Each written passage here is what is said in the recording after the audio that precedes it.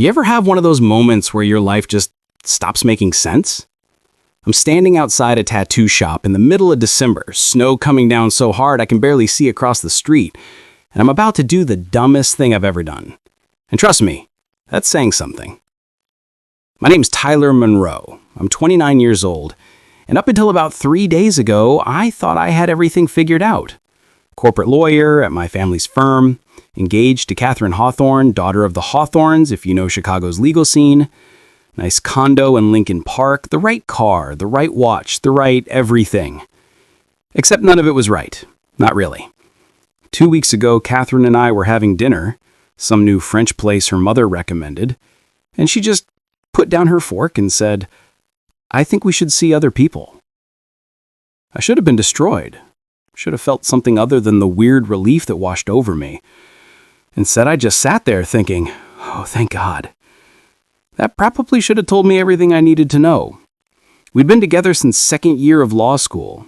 4 years of what I can only describe as the world's longest networking event disguised as a relationship. We liked each other fine, got along great at parties, looked good in pictures together. But that thing you're supposed to feel, that can't breathe when they walk in the room thing, yeah, we never had that. Catherine wanted to explore her options before we locked anything down. Very practical, very her, and honestly, fair. I told her okay. She seemed relieved. We agreed to keep things quiet until after the holidays because breaking up right before Christmas would complicate things. Everything was manageable, under control, the way I like it. Then my mother called yesterday. "Sweetheart, I have the most wonderful news." Her voice had that edge it gets when she's planned something I'm going to hate. "I've arranged a special announcement for Christmas Eve. The Hawthornes are coming and will be formally announcing your engagement. Isn't that perfect?" My stomach dropped straight through the floor. "Mom, actually, I need to tell you something. I've already had the invitations printed, Tyler. Please don't make this difficult." Click. I just stood there in my office, phone in hand, trying to figure out how the hell to fix this. Every scenario I ran through my head ended the same way. My mother's disappointed face, my father's silent judgment, that somehow hurts worse than if he'd just yell at me. Everyone asking what went wrong, what I did wrong, why I couldn't make it work. My older brother Ethan already gave them the perfect life, married his high school sweetheart, 2 kids, thriving medical practice. My little sister Emily, married into old money and produces these gorgeous paintings that sell for thousands. And me, I'm the middle kid who followed all the rules, did everything right, and I can't even keep a relationship together. I was still spiraling when my college roommate Tess texted, "Dude, just bring someone else. Make it very clear you've moved on. They can't force you to marry Catherine if you show up with a new boyfriend." It was stupid, reckless, the kind of idea you laugh at and then forget about. Except I couldn't stop thinking about it. "Bring someone they'd hate," James wrote. "Someone so wrong they'll be too busy freaking out to guilt trip you. Make them uncomfortable for once." I'd been walking for like an hour after that text, not really paying attention to where I was going, just trying to clear my head. Snow is soaking through my coat, the expensive wool one my mother bought me, because image matters, Tyler. And my shoes were ruined. That's when I looked up and I saw it. Obsidian ink. This tattoo shop I'd walked past 100 times, but never actually looked at. Through the window, I could see someone bent over a client. And even from outside, I could make out the tattoos covering his arms. And I just knew. This was either the universe helping me out or setting me up for the most spectacular failure of my life. Only one way to find out. The bell chimed in when I pushed the door open. Hit me immediately. Warmth. The buzzing sound of a tattoo gun. Music I definitely didn't recognize. The smell of ink and antiseptic.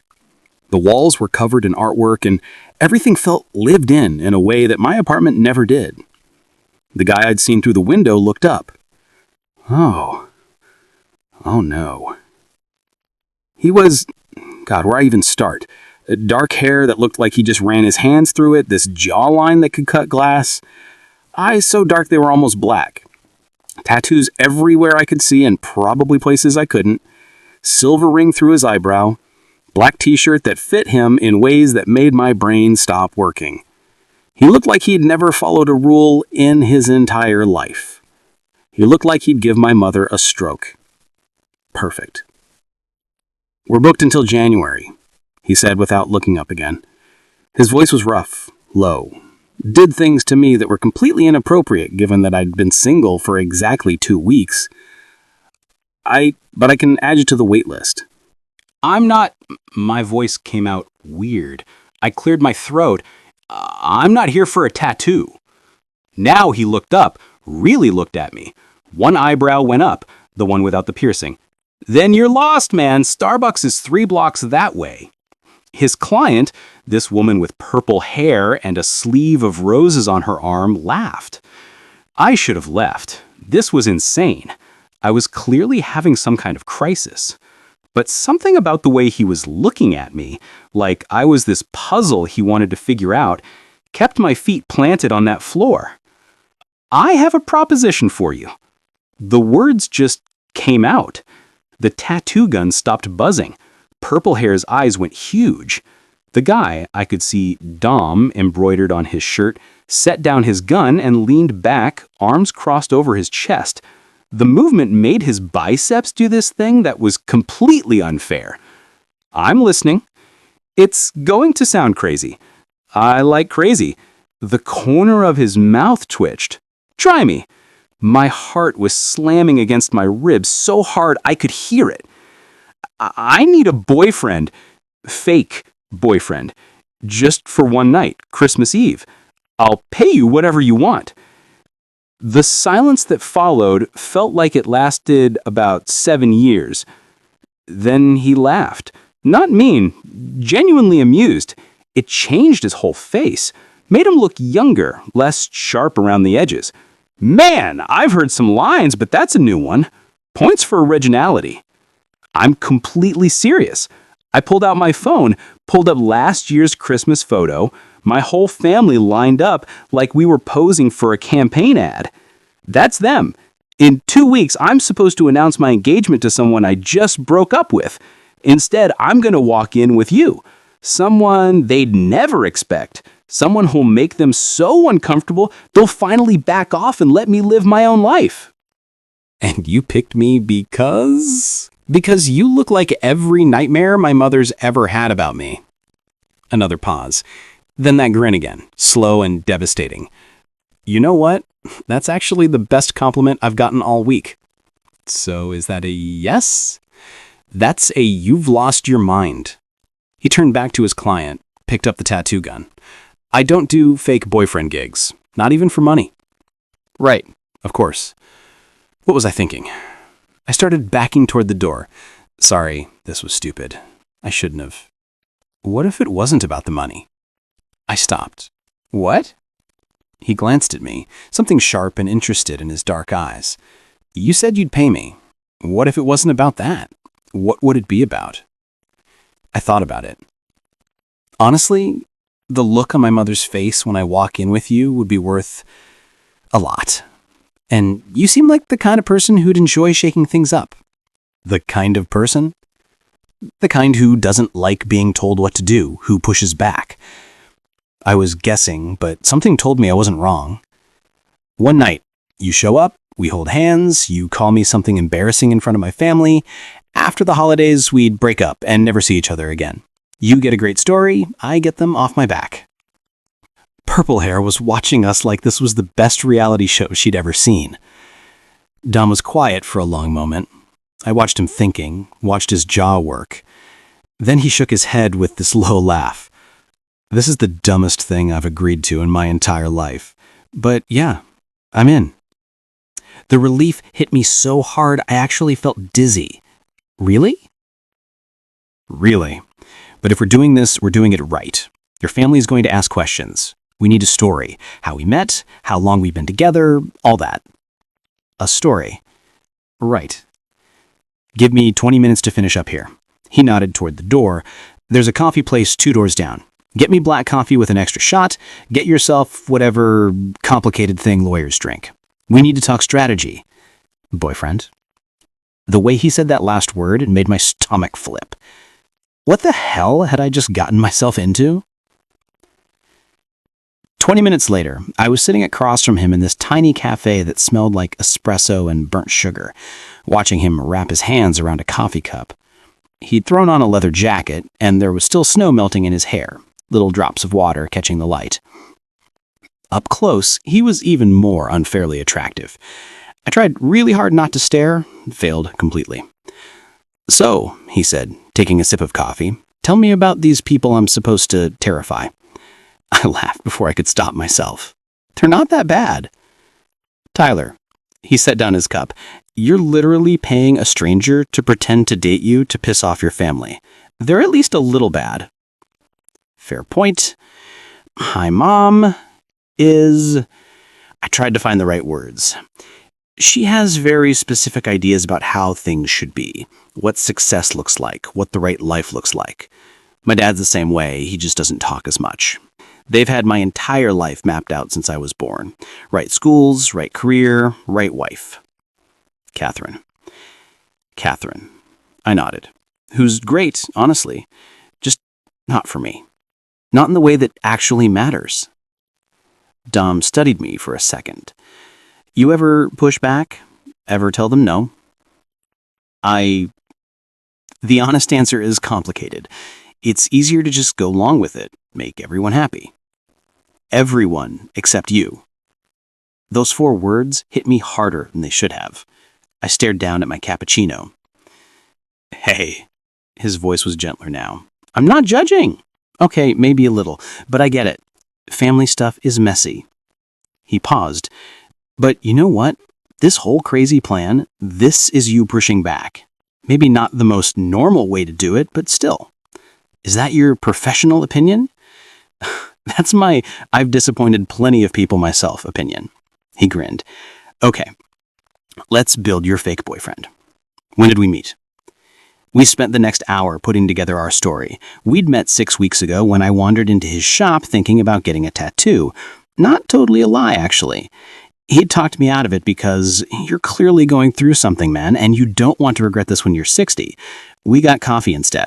Started seeing each other, kept it quiet because I wasn't ready to deal with my family's reaction. They're going to ask why I didn't tell them about you. Because you knew they'd judge. Because you wanted something that was just yours for a while. Tom shrugged. Not even a lie, right? It really wasn't. What else do I need to know? What are they going to ask me? Everything. Your family, your education, your career trajectory, I made air quotes. They're going to interview you like you're applying for a job. Jesus. Is it always like that? Always. He shook his head. Okay, so I'm a complete disappointment on all fronts. Art school dropout, own a small business they'll think is beneath you. Family's normal, working class, anything else? They'll probably ask how serious we are. How serious are we? Something about the way he asked that made my pulse jump. I cleared my chair phone. Serious enough that I'm bringing you home for Christmas. Not serious enough that they can start planning a wedding. Got it. He finished his coffee. One more thing, though. If we're doing this, we're doing it right. We need to look like an actual couple, which means... He reached across the table and took my hand. The contact hit me like electricity. His hand was warm, rough with calluses, and his fingers laced through mine like they'd done this 1,000 times before. I just sat there staring at our hands. His covered in ink, mine bare, and my chest got tight. Are you okay with this? His voice was quiet. I looked up, met those dark eyes, saw something kind there despite all the sharp edges. Yeah, I managed. I'm okay with this. His thumb brushed across my knuckles and I felt it everywhere. This was fake. I had to remember that. Just playing a part. But the way he was looking at me didn't feel fake at all. 2 weeks, Dom said softly. You think you can handle having me as your boyfriend for 2 weeks, Tyler Monroe? I was pretty sure 2 weeks with this man was going to completely wreck my life. "I'll manage," I said. I had absolutely no idea what I was doing. The next 2 weeks were the strangest of my entire life. Dom insisted we had to practice being a couple, his words, not mine, which meant meeting up for coffee, getting dinner, him texting me random stuff throughout the day. It started as rehearsal, making sure our story was solid, that we could answer questions without contradicting each other. But somewhere in there, it stopped feeling like practice. It started feeling real, like when he texted me at 11 p.m. on a Tuesday. "You still up? There's this Korean place by my shop that's open late. You should try their bibimbap." Or when I mentioned I had a brutal deposition the next day and he showed up at my office at 7 in the morning with coffee and this chocolate croissant from his favorite bakery. "Thought you could use this," he said. Like it was nothing. Like he hadn't just completely made my day before it even started. Little things, big things, everything in between. "Tell me something real," Dom said one night over Thai food. We were at this hole-in-the-wall place in his neighborhood, nothing like the restaurants Catherine used to pick. I pushed noodles around my plate. "I don't know if there's much difference anymore." "That's bullshit," he said, casually, no judgment in it. "There's always a difference. What do you actually like, Tyler? What makes you happy when nobody's watching?" Nobody had asked me that, and I couldn't even remember. "I used to paint," I heard myself say. "In college. Nothing serious, just watercolors, mostly. It helped me think. Made everything feel quieter in my head." "When'd you stop?" "First year of law school. No time. Then it felt silly, unprofessional. My mom said it was fine as a hobby, but I needed to focus on real career building." I stopped, hearing how pathetic that sounded out loud. Dom was looking at me with this expression I couldn't read. "You should start again." I wouldn't even know where to start anymore. "Yeah, you would." He pulled out his phone, typed something, turned it around to show me a website. "Open studio night. This gallery does it every Thursday. Just people painting, no pressure, no judging. You should go." "I don't think..." "I'll come with you if you want. Or not. Whatever." He went back to his curry like he hadn't just casually handed me back a piece of myself I had buried years ago. Just think about it.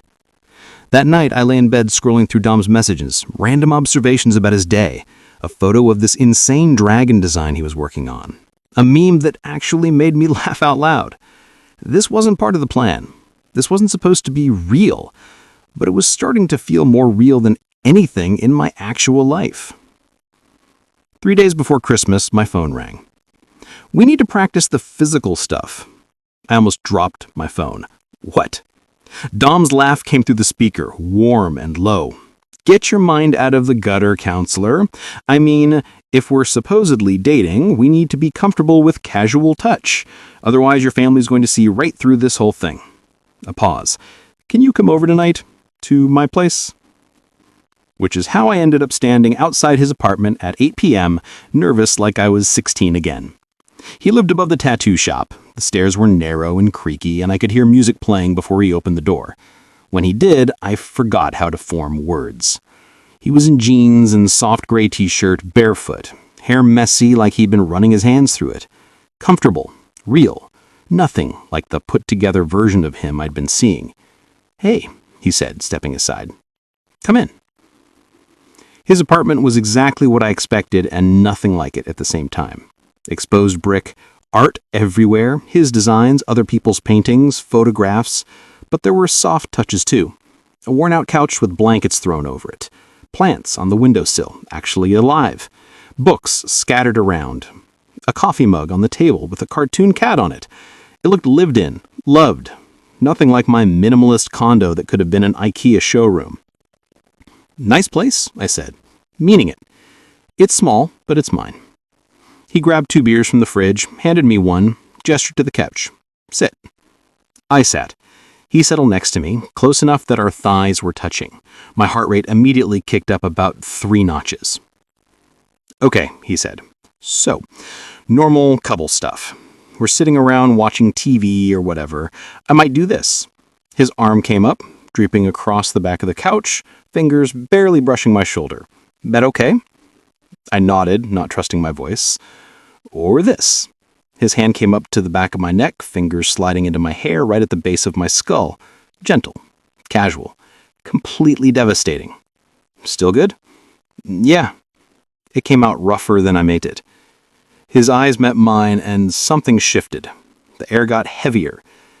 His hand was still in my hair, thumb brushing against my skin, and all I could think about was how close he was, how good he smelled, leather and ink and something warm underneath, how badly I wanted to close the distance between us. Tyler, his voice dropped lower, we need to talk about something. Okay? This thing between us, he gestured vaguely with his other hand. It's starting to feel less fake, at least on my end. And if I'm completely misreading this, tell me now so I can back the hell off. But if I'm not wrong... He trailed off, waiting. My heart was trying to break out of my chest. You're not wrong. The words hung there for half a second. Then Dom was kissing me. Not soft, not tentative. Like he'd been thinking about this as much as I had. Like he'd been holding back and finally couldn't anymore. His hand tightened in my hair, and I made this sound I'd definitely be embarrassed about later, kissing him back like my life depended on it. His other hand found my hip, fingers sliding under my shirt to touch bare skin, and I gasped against his mouth. "We should stop," he said, but he didn't sound like he meant it. "Please don't stop." He pulled me closer, pulled me right into his lap, actually, and I went, straddling him, finally able to touch him the way I'd been dying to. My hands found his shoulders, his neck buried in his hair. We broke apart just long enough for him to pull his shirt over his head, and then I was touching all that ink I'd been trying not to stare at for 2 weeks, tracing the lines across his chest with shaking fingers. "You're shaking," he murmured. "I know, I can't..." I couldn't finish. Couldn't explain that this felt like waking up after years of being asleep. Dom's hands came up to cup my face, so gentle despite the heat in his eyes. "We can slow down if you want." "I don't want to slow down." "You sure?" Instead of answering, I kissed him again, trying to show him everything I couldn't say out loud. He groaned, hands sliding down my back, pulling me even closer. "Bedroom," he managed between kisses. "Unless you want our first time to be on this couch." "Bedroom. Definitely bedroom." He stood up, taking me with him like I weighed nothing, and I wrapped my legs around his waist, laughing against his neck at the absurdity of it all. What happened next in his bed, with city lights spilling through the windows and his hands learning every inch of me, that's mine. Ours. Some things are too good, too raw, too real to share. But I'll tell you this. Afterward, lying there with his head on my chest and his fingers drawing lazy patterns on my skin, I felt more like myself than I had in years, maybe ever. "This makes everything complicated," I said quietly. "Yeah." He pressed a kiss to my ribs right over my heart. "You want to call it off? We can still back out of the whole Christmas thing." I thought about it. Really thought about it. Going back to my safe, controlled life, pretending this never happened. "No, I don't want to back out." He lifted his head, looked at me with something vulnerable in his expression. "What do you want then?" The answer scared me and thrilled me in equal measure. "This, you. For real, not fake." His smile started slow, then took over his whole face. "Yeah? Yeah. Well, okay then." He kissed me soft and sweet this time. "Guess you're stuck with me now, Tyler." I pulled him closer, breathing him in. I can think of worse problems to have. We fell asleep tangled up in each other, and for the first time in longer than I could remember, I didn't have that dream about drowning. Christmas Eve arrived way too fast, and somehow not fast enough. I picked Dom up at 6, hands sweating on the steering wheel, even though it was freezing outside. He slid into the passenger seat looking unfairly good. Dark jeans, black button-down, leather jacket. He had taken out most of his rings but kept the eyebrow piercing. A compromise. "You ready for this?" "Absolutely not. Let's do it anyway." He leaned over and kissed me, quick and sure. For luck, and because I wanted to. I kissed him back, made myself pull away before I lost my nerve completely. Okay, ground rules. My mom's going to say something passive-aggressive within the first 5 minutes. My dad probably won't talk to you at all. Ethan, my brother, will definitely pull you aside and ask what your intentions are like this is the 1800s. You trying to scare me off? I'm trying to prepare you for the nightmare you're about to walk into. Tyler. He grabbed my hand, laced our fingers together. I've got you. We've got this. And the second it becomes too much, we leave. I don't care if it's 5 minutes in or 5 hours in. You say the word, we're gone. Deal? Deal. My parents' house in Kenilworth looked like something out of a magazine.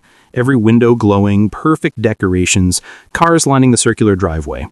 I could see people moving around inside, champagne glasses in hand, performing the annual Monroe Christmas Spectacular. Dom let out a low whistle. Damn, you weren't exaggerating.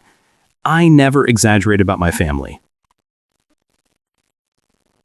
We sat there for a minute, engine running, both of us working up the courage. Last chance, you can still bail, I'll understand. Not a chance in hell. He squeezed my hand. Let's go scandalize some rich people. The look on my mother's face when she opened the door was everything I had imagined and worse. Her eyes went from me to Dom to our joined hands, and I literally watched her brain trying to process what she was seeing. Her smile froze in place, this awful stretched thing. Tyler, you didn't mention you were bringing someone. Mom, this is Dominic. Dom, this is my mother, Patricia Monroe. Dom stuck out his hand with a confidence I'd never had around my parents. Nice to meet you, Mrs. Monroe. Thanks for having me. She shook his hand like it might be contaminated. Of course, any friend of Tyler's is welcome.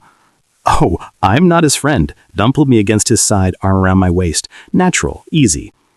I'm his boyfriend. The silence was so complete I could hear the clock ticking in the hallway. Then my father appeared, taking in the scene with his usual unreadable expression. Patricia, let them in. It's snowing.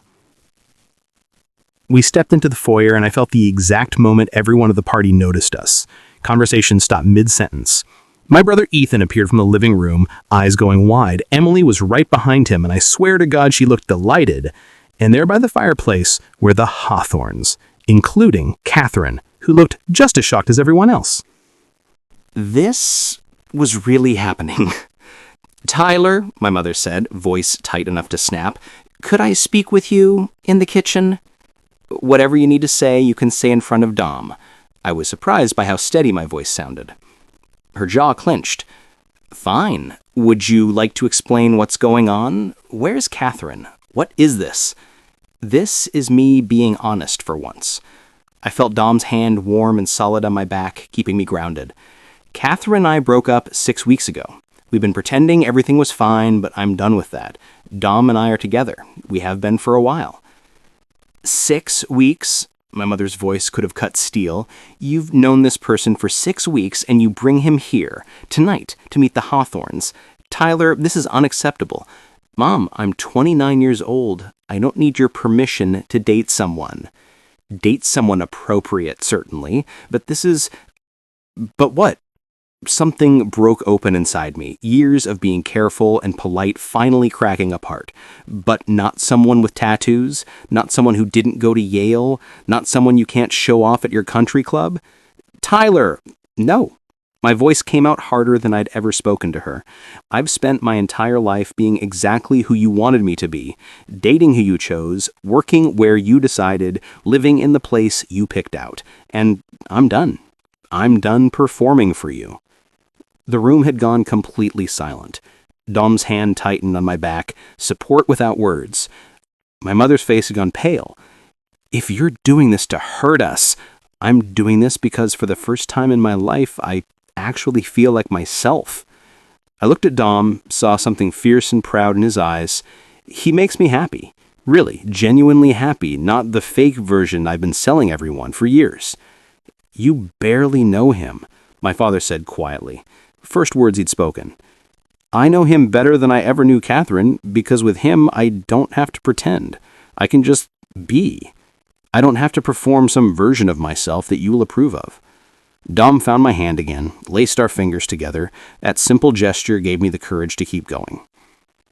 I'm sorry I'm not the son you wanted me to be, but I can't keep trying to be that person. It's been killing me for years.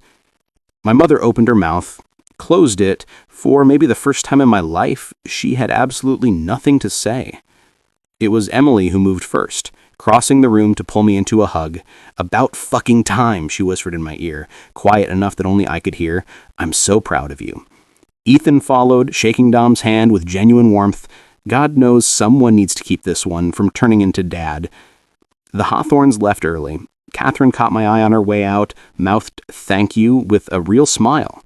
She looked relieved, free. I knew exactly how she felt. The rest of the night was awkward as hell, but survivable. Mom barely spoke to me. Dad watched Dom with this unreadable expression, asking careful questions about the tattoo business.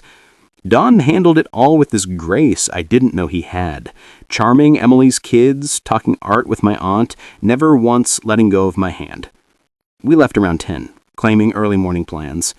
In the car, I let out a breath I felt like I'd been holding my entire life. "You okay?" Dom asked softly.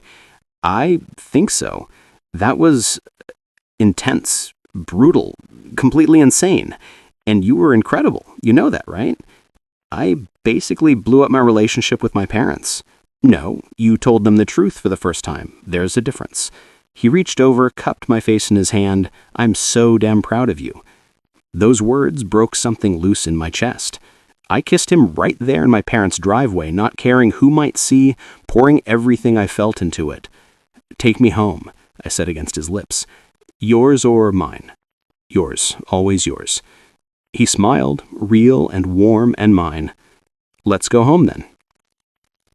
3 months later, I'm lying on Dom's couch with my feet in his lap, him sketching while I read through a case file. There's music playing softly. He's been trying to educate me on actually good music, his words, and snow's falling outside the windows. It's ordinary, domestic, perfect. My parents still don't love us together, but they're trying, slowly. My mom actually asked how his shop was doing last week. Dad shook his hand at Emily's birthday party without looking like he wanted to sanitize afterward. Progress. I left Monroe & Associates 2 months ago, started at a smaller firm that does pro bono work, LGBTQ rights cases. The pay's less, but I actually give a damn about what I'm doing. I've been going to that Thursday night painting thing Dom told me about. Sometimes he comes, works on designs while I rediscover what colors feel like. "Hey, Dom," said down. "Come here." I moved into his lap like I belong there, because I do. "I love you." Simple, true, like it's the easiest thing in the world to say. "I love you too." I kissed him slow and soft. "Thank you." "For what?" "For being exactly who you are, for seeing me when I couldn't even see myself, for giving me the courage to stop pretending." "Tyler," he framed my face with both hands, those dark eyes holding mine. "You did that yourself. I just reminded you that you could." Maybe that's true. Maybe I would have gotten here eventually on my own, but I'm so grateful it was him. Grateful for the fake relationship that turned into the realest thing in my life. Grateful for the tattoo artist who saw past the expensive suit to the person underneath who was suffocating. "Move in with me," I said suddenly. He blinked. "What?" "Move in with me, or I'll move in here. I don't care. I don't want to keep splitting our time between two places. I want to fall asleep with you every night and wake up with you every morning. I want all the boring domestic stuff, everything." His smile spread slow across his face. "That's a terrible idea." "I know. We've only been together 3 months. Actually, together, I mean." "I know. Your mother's gonna lose her mind." "I really, truly don't care." He laughs, pulls me closer. "Yeah? Okay, let's do it." "Yeah?" "Yeah." He kisses me deep and certain. "Let's find a place that's ours. No more pretending, no more performing. Just us. Just us." I used to think I had everything figured out. The right path laid out, every step planned, my whole life color-coded and organized. Turns out the best decision I ever made was walking into a tattoo shop during a snowstorm and asking a complete stranger to be my fake boyfriend.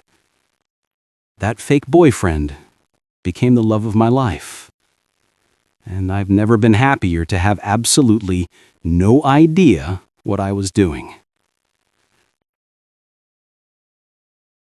Dom's fingers trace patterns on my back, his heartbeat steady under my palm. Outside, the snow keeps falling. But here, with him, I'm warm. I'm home. Finally, impossibly, completely home. The end. Appreciate you watching. Hit subscribe, like, and share. See you in the next story.